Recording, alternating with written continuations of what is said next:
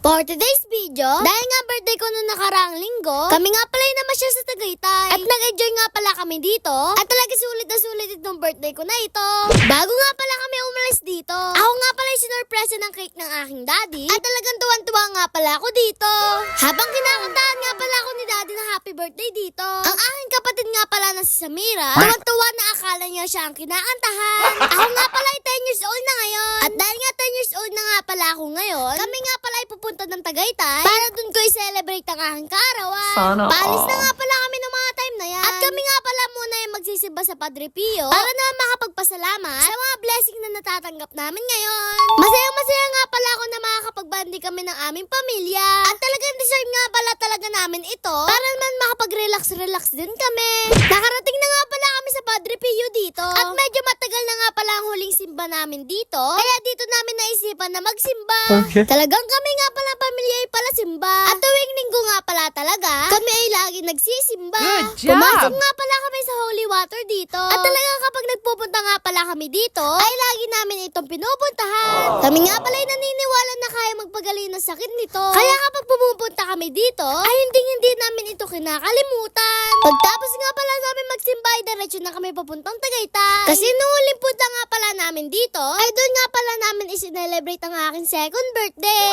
Dumating na nga pala kami sa hotel na pag-i-stayan namin. At dito nga pala muna kami dumaretso para man makapagpahinga muna kami. At para iwanan na namin yung mga gamit na dala namin doon. Medyo mataas nga pala yung floor na nakuha namin. At talagang binili nga pala namin ito para naman makita namin ang view ng Taal Lake dito. Sana Kami nga all. pala ibababa na rin ang sasakyan dito. At ibababa na nga pala ni daddy yung mga gamit namin dito para naman makapunta na kami sa aming room na i-stayan. Sobrang saya ko nga pala na dito mag-celebrate ng aking birthday ngayon. Dahil hindi ko lang kasama ang aking pamilya dito, panigurado mag-enjoy ako na sobra dito. Kami nga pala sumakay na rin ng elevator dito. At pagbungad nga pala sa akin dito, ay talaga nakakalula nga pala talaga dito. Kami nga pala yung nasa 16th floor. At talagang yung aking fear of heights ay talagang nararamdaman ko na talaga dito. Ito nga pala yung kwarto na pag-i-stayan namin ngayon. At talaga sobrang ganda niya. Kaya naman dito muna kami magpapahinga ngayon.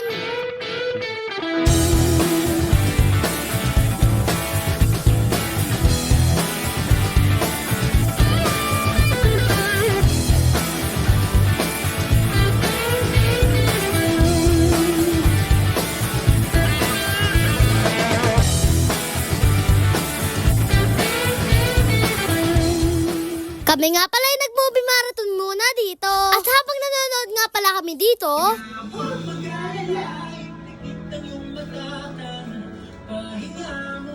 tamang emote nga pala ako dito. At kung mapapasin nyo nga pala dyan, ay talagang pil ko yung kanta dito.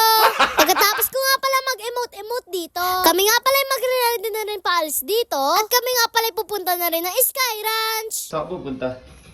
Sky Ranch.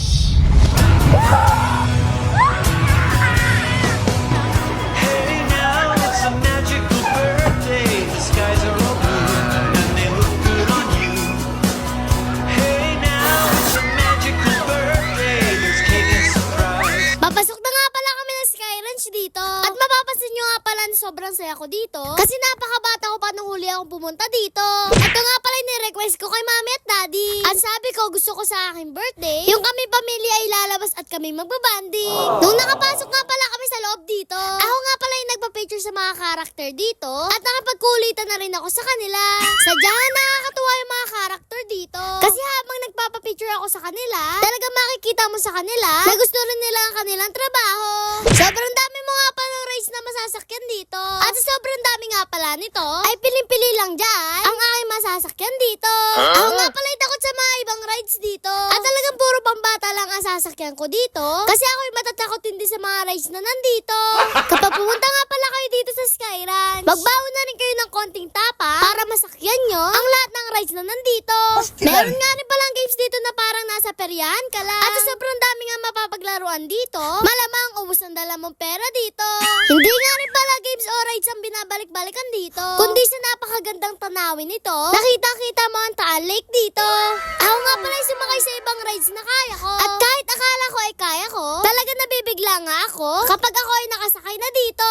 Hindi nga pala talaga ako sanay sumakay sa mga ganitong rides. At talagang pambata lang ang kaya ko. Pero dahil gusto ko sa mga hindi ko kaya, kaya talaga sinasakyan ko na rin sila. Kami nga pala yung naglaro na din sa mga games dito. At talagang gusto din namin makakuha ng premyo dito. Kaya naman pinagtulungan na namin ng aking daddy ito. Ito nga palang games na to ang napaka-paborito ko dito. At dahil nga paborito ko tong games na ito, ay nanalo ako ng napaka-late na teddy bear dito. Marami na nga rin pala nakakakilala sa akin dito. At talagang tuwan-tuwa nga pala ako dito. Kasi kahit sobrang layo nito, ay napakarami pa rin nakakilala sa akin dito. Hindi naman mangyayari to kundi dahil sa inyo. Kaya sa lahat na nasuporta sa akin dito, maraming salamat nga pala sa inyo. Kami nga pala ay pauwi na rin dito. Pero bago muna kami umuwi dito, kami muna ay naghanap ng kakainan namin. Pagkatapos nga pala namin kumain dito, kami ay diretso na sa aming hotel na tutuluyan. Ay, nakauwi na rin. So yun guys, magpapahinga na kami para may energy pa tayo sa day 2. So yun guys, good night! Hey now, it's a magical birthday. The skies are all blue and they look good on you.